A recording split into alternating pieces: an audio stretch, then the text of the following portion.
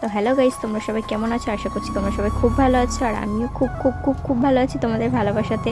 ঠিক আছে, এই ঘুম থেকে উঠে ব্রাশ করছিলাম, এখন আমার মেয়ে ঘুমাচ্ছে, ও ওঠেনি এখনও। উঠলে তখন কান্নাকাটি শুরু হয়ে যাবে, যেহেতু এখনও ঘুমাচ্ছে।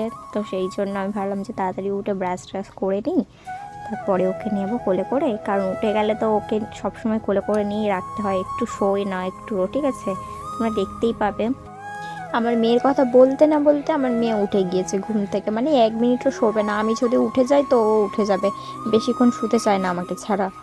আর সত্যি কথা বলতে গেলে, মা হওয়ার পরে যে একটা মেয়ের জীবনটা এতটা পাল্টে যায়, সেটা আমি সত্যি আগে বুঝতাম না, এখন বুঝি মা হওয়ার পরে যে হ্যাঁ, সত্যি আসলে মেয়েদের জীবনটা এতটা মানে চেঞ্জ হয়ে যায়। আর সত্যি কথা বলতে গেলে, একটা মেয়ে কিন্তু মা হওয়ার জন্য অনেক কিছুই সহ্য করে, কিন্তু সেটা অনেকে বোঝে না। অনেকে এটাই বলে যে কী এমন সহ্য করেছে, কী এমন কাজ করেছে, মানে মহান কাজ করেছে। শুধু তো একটা বাচ্চাই জন্ম দিয়েছে, মানে একটা বাচ্চাই মানুষ করছে, আর কি কী এমন কাজ, কী এমন কষ্ট। তো বলছি কি, একটা বাচ্চার পিছনে সময় দিতে গেলে না সারাটা দিন পার হয়ে যায়।